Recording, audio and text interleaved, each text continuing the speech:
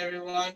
Shiur the Mishpat Tipadovich of Rabbi Tzedakah is the main part of the kindness. Anyone who would like to give tzedakah, we would mind to do our involvement.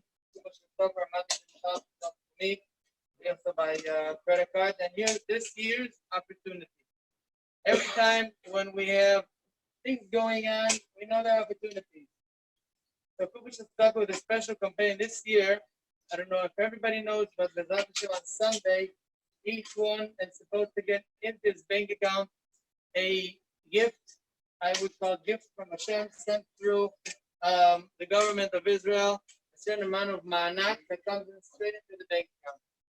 Many people, this time it's very, very difficult, very challenging with Parnasa. Everybody knows that it's not a Kiddush, but still, for some people, each one knows his own situation. Some people, this money is extra. The government decided not to differentiate between people for their reasons, since they said it's going to take a long time to decide. But anyway, they decided to give everybody more or less the same thing. Everybody knows that for him it's extra, or for him it's needed, or part of it, at least my sigal. Anyone who could or would want to give it or part of it, you could call, donate to from the dorm close to me. If you want to give a heads up, you can give now even. You can read about, you'll see the campaign up in these following days. The special opportunity, at least to take that money, and at least the my sigal, to give to Kubush Tzedakah. However, we know that the portion said the Muslim said, it's formal tradition say that the days from Yudayim B'Tammuz until Tisha, it's Kinah, the 21 days from Rosh Hashanah to Hoshana Rabbah. So for to speak now at the end of Hoshana Rabbah, we're actually about to start some Torah. Alavai, we all wish to have Yom Neroim without the plastic, with everybody in, even in Yerushalayim actually, but at least in a healthy way, in a full way. So we brought here a glimpse of Nidre, Rabbi Raphi Brodie. Please enhance us with preparation for Yom Neroim. I don't know about what, but I'm sure it's a preparation. So I'm going to start with my... Now we can see it, so we know who's talking.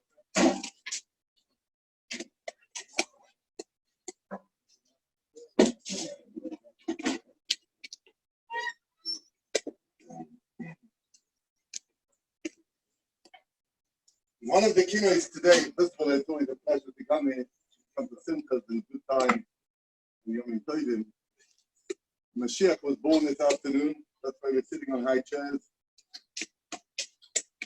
And we want to strengthen our identity today. Our identity as Yidden.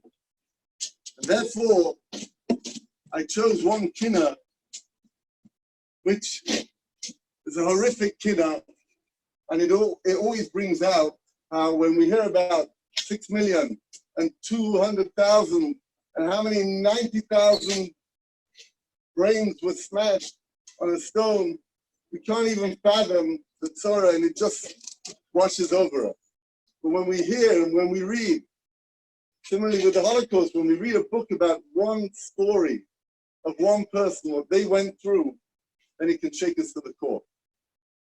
And one of the stories that we read today is a story of seemingly two women, two neighbors, having a conversation, as it were, over the fence. And one says to the other, why don't we serve up our children for lunch? I'll kill my child today. He's screaming, he's hungry. We're screaming, we're hungry. I will kill mine today and we'll share the meal. And tomorrow, we'll do the same. And you'll check your child and we'll share the meal.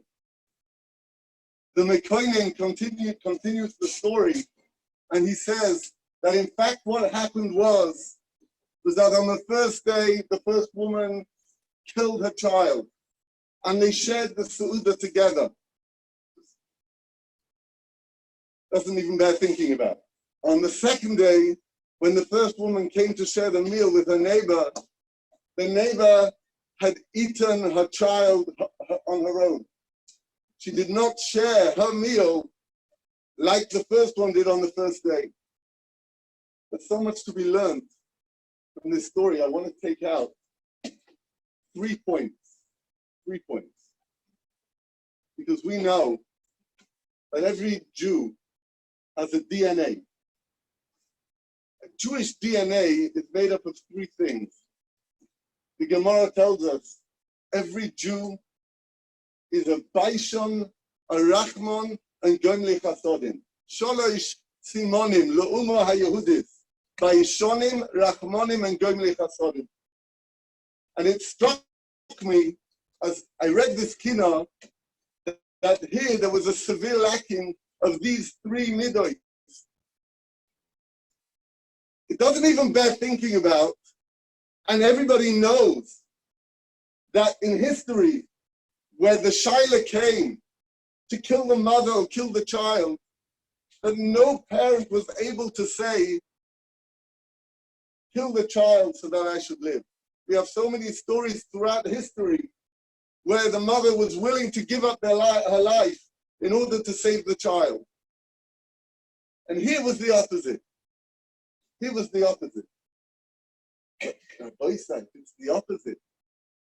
To talk to the neighbor about it, to do this together, or to go to some midbar, shmama, where nobody can see, hide behind your shame, and do it in your own daladamas, in your own little corner, something over your head, and nobody should ever know about this disgraceful act.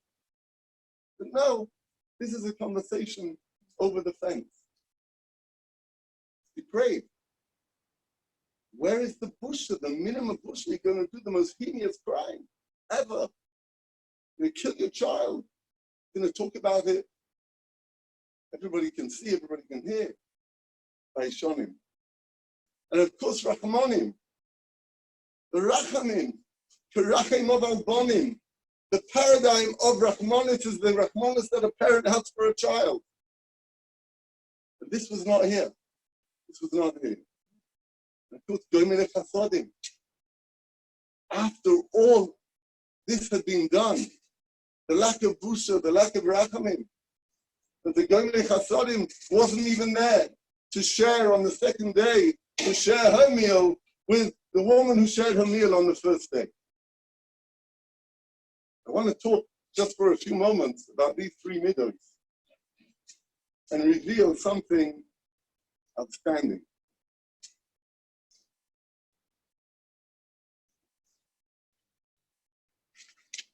Why is busha such an important midah that is part of the DNA? We know that one of the most disgusting avodah zaras was an avodah zara called markulis. Markulis, the way a person served the avodah zara, there's probably should be mostly talking about this, but Torah talks about it, was by defecating oneself, by going to the bathroom in front of this avodah zara.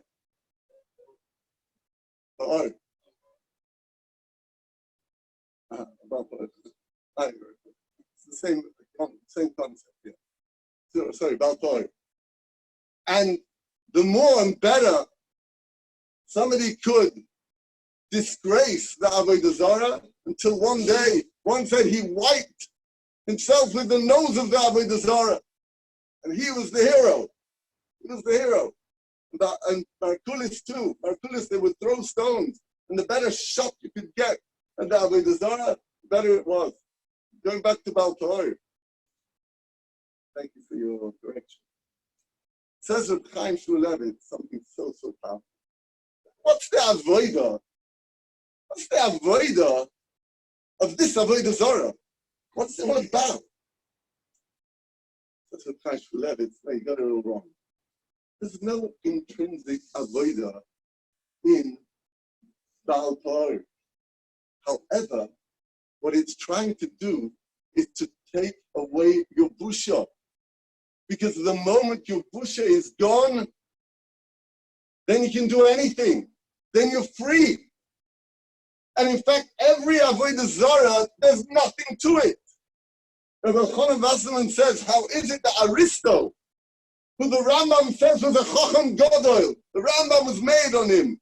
How did he not see the Ribono Shel Olam? How come?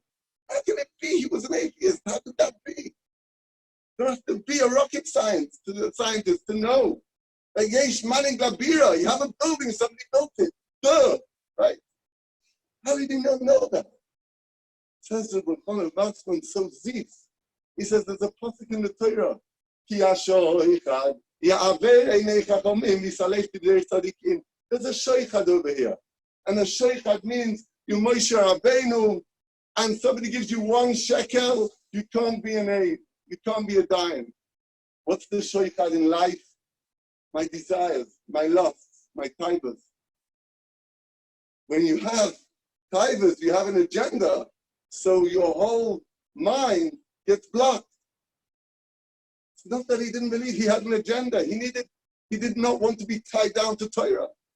And therefore you make up some svara, you make up some grand symbolic soup, whatever they call it, right? Up with a big fat sugar, right? It's not a subject. The Ben Ish Chai once had a kofer, an atheist. He was having a discussion with him. The Ben Ish Chai would write beautiful poems. And this guy went out, and he had an unfinished poem that he read to this guy. And the guy came back, and it was finished. He said, "Wow, did you do this?" He said, "No, I didn't do it.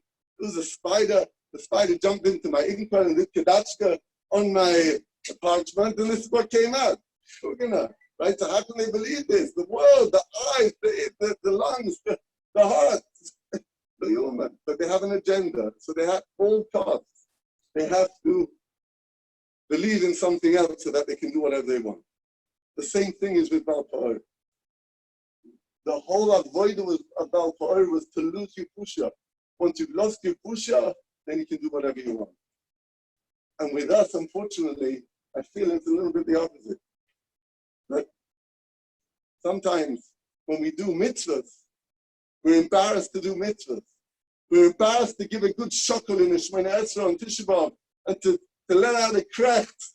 When in the airport, we need to daven, so you find they don't have them anymore even. We used to daven by the payphones, right? As if we're on a right? Lo yeva ishmila maligim, the Ramah's the right. That if you want to be an Oved Hashem be'emes, don't worry, don't get embarrassed by the people who are the naysayers. They're gonna say, we have to understand and internalize. This is the ikre ha'ikrim, midas habusha. Midas habusha, every yid has to be embarrassed. And we have to make a cheshbon and nefesh of some of the things we do in our lives. But we've lost the sense of pusha. And once you lose the sense of pusha, this is where everything hefka comes in. And this is why when we do our Averos, we're not going into a corner. We're not going somewhere quiet where there's nobody, Gilba Shchorim, and go somewhere where nobody can see you, nobody can hear, nobody will ever know. We have a vestige still of it.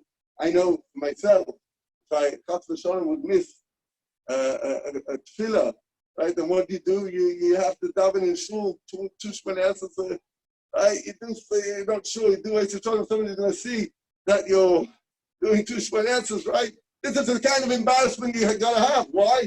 Because this will stop you from doing it next time. You're missing the midas habusha. You're going to miss that. You're going to do Averos. You don't care. Once upon a time, remember, we're very old, right? So they would say, if you're going in the street dressed like an idiot, how much do I have to pay you for that? So most people would say there's no price in our generation. No price. I'm not going around getting embarrassed in the middle of the street. If you give a guy today 200 shekel, I think he's got a good deal. Midas habusha is so lacking in the world today. Then we have the midah of Rachmanim. Rachmanim, Baruch Hashem, Klal Yisrael, Rachmanim b'nei Rachmanim. But again, to identify ourselves with these midas and sharpen them make ourselves more attuned to them, because we know that when Hatzalah turns into our street, our first thought is, when it parks in the next door's house, Nishma America, it's not my kid. And when the ambulance or the fire engine, whatever it may be, turns onto our street and parks somewhere else, Akol Beseder, Akol Beseder. Lo Akol Beseder. Where's your Rachmanis? It's not your child. Somebody's child. Somebody's suffering. Reb Chaim Shmulevitz was once told, somebody brought him the Besorah Lo Tova that a soldier had died. And Reb Chaim Shmulevitz cried. Then he stopped crying. Then he cried again. And then he stopped crying. He cried again and stopped crying. And then he cried a fourth time. And he stopped crying. That's a Reb Chaim. The Korah Makasova, the Besoif Makasova. He stopped, he started, he stopped. What was going on? Reb Chaim said, listen carefully, open your ears and open your hearts. He said, I heard this Besorah. I thought about this soldier, this young soldier, 19 years old. His life was cut off at its prime. He was just flourishing, he was growing, his Torah. He's never going to get married. He's never going to have children, grandchildren, chastas, bar mitzvahs. Full life. Cut down. Cry. Then he stopped. Then he thought of his parents. Nobody should ever know what it is. For a parent to lose a child for life, forever, their life will change. They'll never be the same again. Every simcha, every occasion, every night, cushions filled with tears, cried with them. Brothers and sisters, what trauma it is for a brother and sister to lose a child. Part of a wedge of the family is gone. They live with day to day, and it's never going to be the same again. And it stopped. And I thought of his friends. Guys in his gedud, in his garrison, they go through when they lose somebody, the terror in their minds and in their hearts, and the loss, friends. He cried 4 times, Rachmanim b'nei Rachmanim.